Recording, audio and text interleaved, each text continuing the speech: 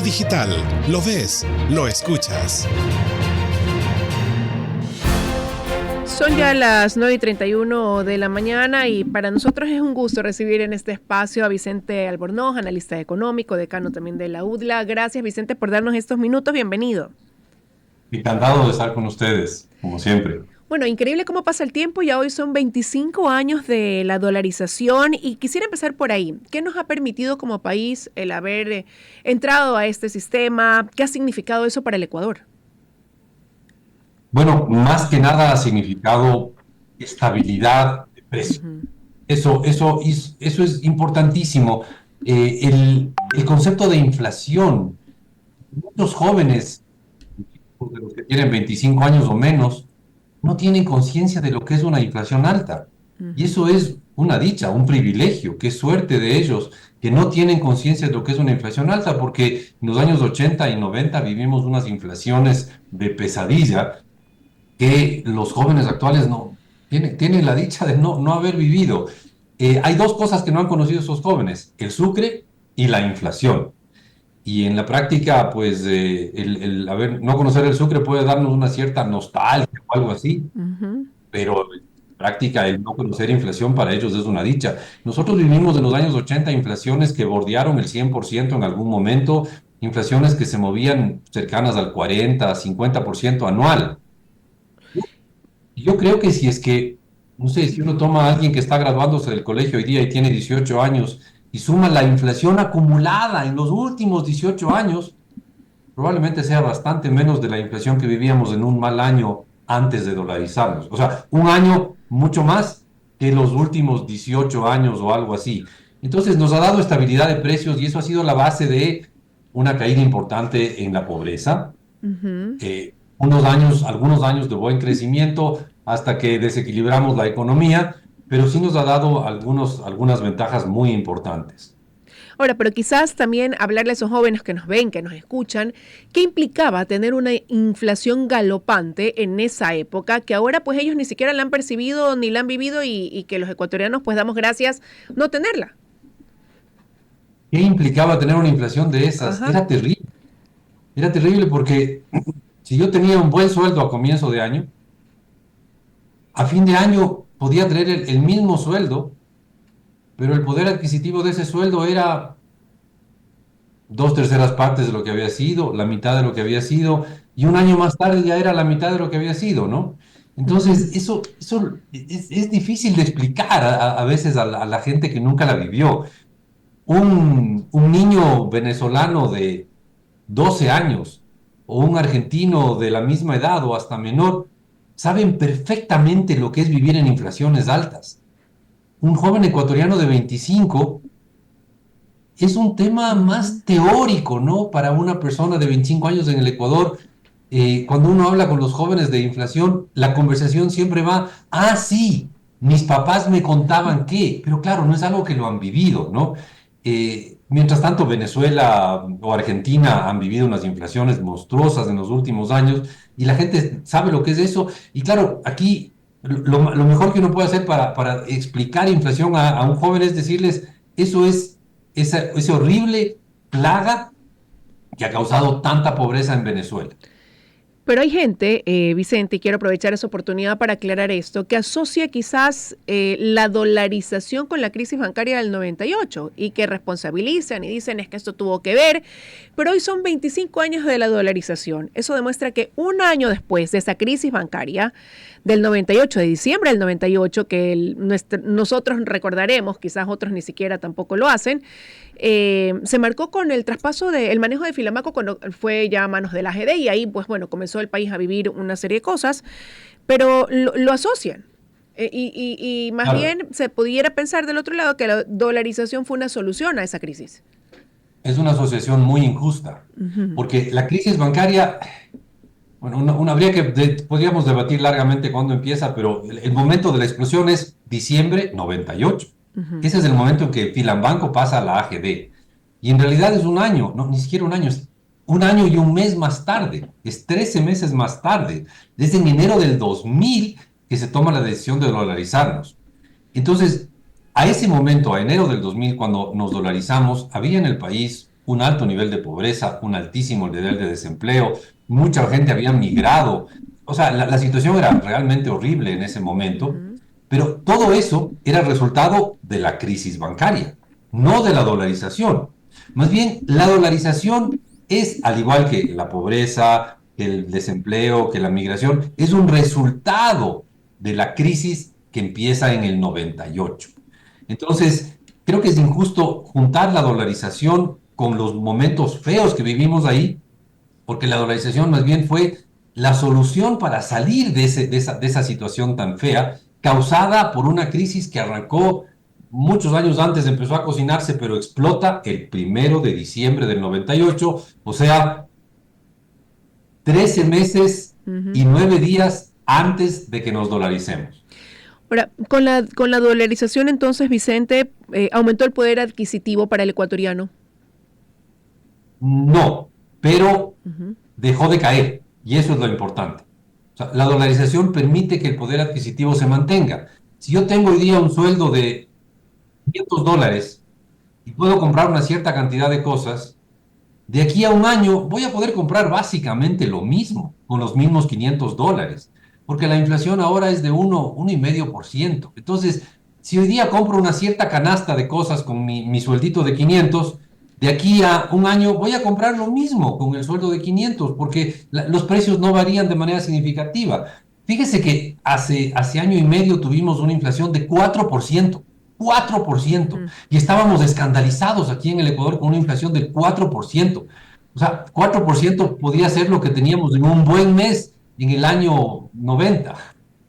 ¿Ya? En un Ujú. mes teníamos 4%, en un buen mes teníamos 4%, mientras que tuvimos en un momento así de horror, en el 2023 tuvimos 4% de inflación anual y ya estábamos escandalizados aquí en el Ecuador. Entonces, ahí hay una diferencia enorme y al no haber inflación, también hay cosas como que ahorrar tiene sentido, porque yo pongo Ujú. la plata en un banco, el banco me paga 3, 4, 5%, hay 1% de inflación, yo gano plata al ahorrar.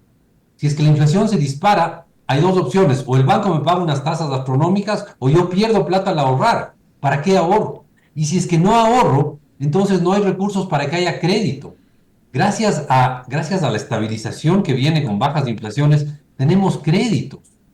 En los años 90, nadie recibía un crédito de más de 3 meses plazo. 3 meses. Los mejores clientes de los bancos más grandes tal vez recibían préstamos, tal vez préstamos a 6 meses plazo, pero eso era ya lo mejor de lo mejor de lo mejor.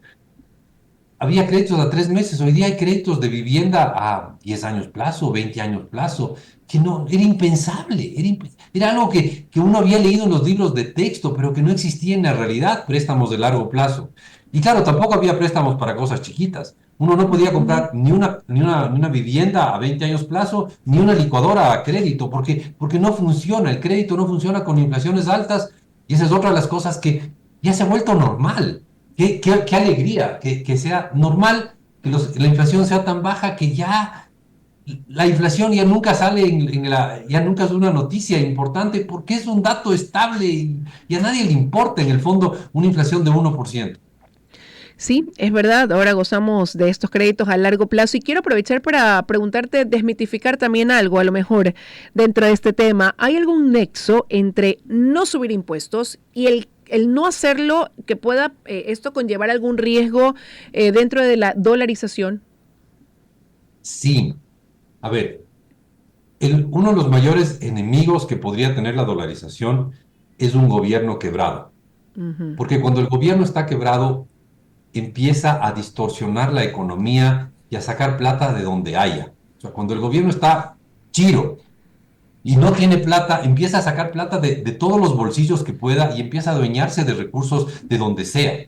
Ya nos pasó en los últimos 3 años del gobierno de Correa, que no tenían plata y estaban acostumbrados a un gasto altísimo, empezaron a sacarle plata a la seguridad social, al Banco Central, y eso empieza a debilitar otras áreas de la economía. Sobre todo cuando le sacas plata al Banco Central, debilitas la capacidad del Banco Central de proteger la dolarización. Ujú. Entonces, El gran enemigo que puede tener la dolarización, o uno de los grandes enemigos que puede tener la dolarización, es un gobierno mal financiado.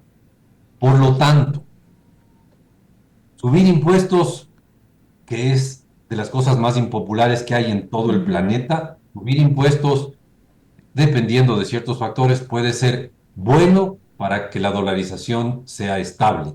Ya yo sé que lo que dije es tremendamente impopular, pero no hay nada gratis en este mundo. Si queremos cuidar la dolarización, tenemos que tener un gobierno bien financiado. Bueno, es importante, ¿no? Y sobre todo dentro de una campaña electoral. Y a propósito de eso, sí quisiera preguntarte también, Vicente, ¿qué riesgos corre hoy el país en caso de que alguien se le ocurra o diga que desdolarizar también es lo que hacia donde se debería encaminar el Ecuador, considerando, yo recuerdo en algún momento haber leído a uno de los candidatos a la vicepresidencia, Diego Borja, que él decía que el Ecuador no cumplía con las precondiciones previas a dolarizar. Él decía que ante eso, pues la decisión de abandonar un esquema como este siempre está latente en el país porque el gobierno no tiene completamente poder legal y constitucional para tomar decisiones, no se cuenta con un amplio soporte político, que esa es la realidad que tiene el país. Y señalaba pues algunos otros puntos. ¿Qué pasaría si hoy alguien toma esa decisión? Es una pregunta bien complicada la que me está haciendo Ujú, Liz, porque es meterse en especular algo que ujú, las pocas experiencias que hay en el mundo de países que se han desdolarizado son desastrosas, desastrosas. Lo poco que podemos sacar de otras experiencias de desdolarización son desastres. Hay un país en África que se desdolarizó, que es Liberia, y ujú. lo hizo después de 10 años de guerra civil. Hay otro país en África que ah, es un país que es fronterizo con Sudáfrica, que es, se me escapó el nombre, es un país que está al sur de África, eh, que también se desdolarizó con una crisis económica monstruosa. O sea, las pocas referencias que hay de cómo podría ser el Ecuador desdolarizado es un país de caos. Quizás lo único medianamente cercano a una desdolarización que hemos vivido fue hace casi un siglo, cuando en 1932 se terminó la convertibilidad en el Ecuador. Y entramos en una época de tanto caos, pero de tanto caos, que si no me equivoco, en 9 años tuvimos 10 presidentes, 12 presidentes, alguna cosa así. Entonces, lo único que yo siento es que si se desdolariza un país, tendríamos caos económico. Recuerde usted, no es totalmente comparable, pero Grecia es un país que está con euros. Grecia no tiene una moneda propia al igual que el resto de Europa, Ujú. tiene euros.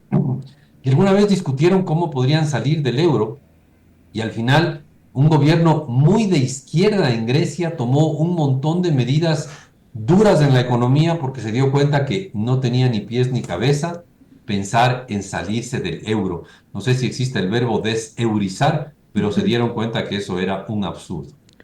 Y sí lo preguntaba Vicente porque no, no en una sola ocasión, sino en varias hemos escuchado en algún momento que hay quienes piensan que lo mejor sería regresar a tener una moneda como el sucre o hablar de otras monedas, dejando de lado el dólar que tanta estabilidad nos ha dado. Y dentro de esto, también a propósito de los 25 años de la dolarización, surge otra discusión y es el rol del Banco Central del Ecuador, banco emisor de moneda, pues y que ahora dicen algunos debería ser eliminado, ya no tiene el mismo papel que tenía cuando teníamos como moneda el sucre, y como digo, se pone la discusión sobre el tapete. ¿Cuál es su opinión respecto a eso? A ver, no veo mucho sentido en discutir eso. Ujú. Le propongo que hagamos una encuesta a sus oyentes y pregúnteles, oiga, señor, ¿estaría usted dispuesto a darme sus dólares a cambio de una moneda manejada por el Banco Central del Ecuador, que a su Ujú. vez depende totalmente del gobierno del Ecuador? ¿Estaría usted dispuesto a que un gobierno dirigido por alguien cercano a Rafael Correa o al señor que usted citó, a Diego Borja, un gobierno que esté cercano a estas personas que han hablado de desdolarizar, maneje una moneda y usted estaría dispuesto a cambiarme sus dólares tan estables y tan confiables por una moneda manejada por el Banco Central del Ecuador, que a su vez depende del gobierno ecuatoriano? Yo haría esa encuesta y estoy seguro que obtendría un montón de insultos. Oiga, ¿cómo se atreve a preguntarme eso? ¿Ya? Ujú. Yo no veo mucho sentido en discutir ese tema. Es un tema en que los ecuatorianos estamos simple y sencillamente locamente enamorados del dólar. No nos van a quitar el dólar, incluso si es que el gobierno toma esa decisión de quitarnos los dólares, vamos a esconderles bajo los colchones, vamos a sacarles fuera del país, vamos a hacer lo que sea, pero no nos vamos a dejar quitar los dólares. Y eso es algo clave para cualquiera que haga política en este país. ¿Y hoy la dolarización es un sistema fortalecido o se pueden hacer todavía o tomar acciones que permitan fortalecerlo aún más? Porque también escuchamos, ¿no? Al gobierno decir hace poco hemos fortalecido la dolarización. Entonces parecería que al decir eso, pues hay todavía una cancha a seguir para poder haciendo más sólido ese sistema que tenemos hace más de 2 décadas en el país. A ver, para hacerle más sólida la dolarización, entendamos el problema de la dolarización es que nos quitó una flexibilidad. No tenemos tipo de cambio y por lo tanto no podemos devaluar. Y eso es una flexibilidad de la economía que ya no existe. Ok, ya no existe. Lo que tenemos es que buscar la mejor manera de vivir sin esa flexibilidad en la economía. Entonces, ¿cómo se puede hacer eso? Hay que flexibilizar mercados y eso en el Ecuador ha sido bien difícil y creo que es una de las razones por las cuales la dolarización nos ha dado estabilidad, pero en el periodo dolarizado no hemos tenido mucho crecimiento, sobre todo en los últimos 10 años, y es porque no hemos flexibilizado nuestros mercados. El mercado laboral ecuatoriano es muy inflexible. Es fácil contratar a una persona, pero es dificilísimo despedir a una persona. Las empresas ante eso dejan de contratar gente y ese es el gran problema. Necesitamos un mejor mercado financiero, necesitamos hacer cambios en la seguridad social, necesitamos que todos los mercados en general en el país sean más flexibles, necesitamos que puedan los precios más libremente subir y bajar en el país. Necesitamos liberalizar el mercado de combustibles. Ya no hay subsidios a los combustibles. Liberalicen el mercado de gasolinas. Dejen que entre cualquiera con importaciones de gasolina. Hay una serie de cosas que le volverían más flexible a la economía ecuatoriana y que no las estamos haciendo y que serían muy útiles para fortalecer la dolarización. Bueno, sin duda hay todavía mucho camino que recorrer, acciones que tomar, pero ha quedado bastante claro en este diálogo, Vicente, el antes y el después de la dolarización para el país, lo importante que es hoy, mirando hacia atrás, que el Ecuador haya dado ese paso de dolarizarnos. Así que le agradezco que nos haya dado estos minutos para hablar sobre esto tan importante, ¿no? 25 años han pasado muy rápido. Le pregunto, ¿usted todavía tiene sucres? ¿Conserva alguno? Claro, claro que sí. No solo eso. A ver, Liz, le cuento una cosa cortita. Yo doy una clase de historia económica y a los mejores alumnos les premio con dinero en efectivo, pero dinero en sucres, en sucres. ¡Qué El increíble! último semestre, el mejor alumno se llevó un billete de 50,000 sucres. ¡Qué increíble! ¡Qué increíble! Yo también conservo algunos, la verdad, quienes sí tuvimos la oportunidad de manejar el sucre en monedas, en billetes. ¿Cuál es el más bonito de los billetes antiguos? Hoy lo escuchaba usted en la mañana decir que era el de 5 sucres, el rojo. A mí también me Es mi gustaba. opinión.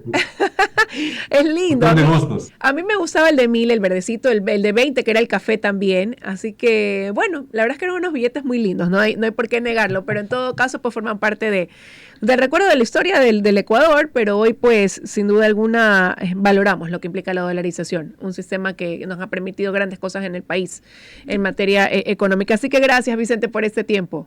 Tiene un gran gusto, Liz. Qué gusto. Un abrazo para usted. Son las 9:49 de la mañana. Nos vamos a una pausa rápidamente y enseguida regresamos con más.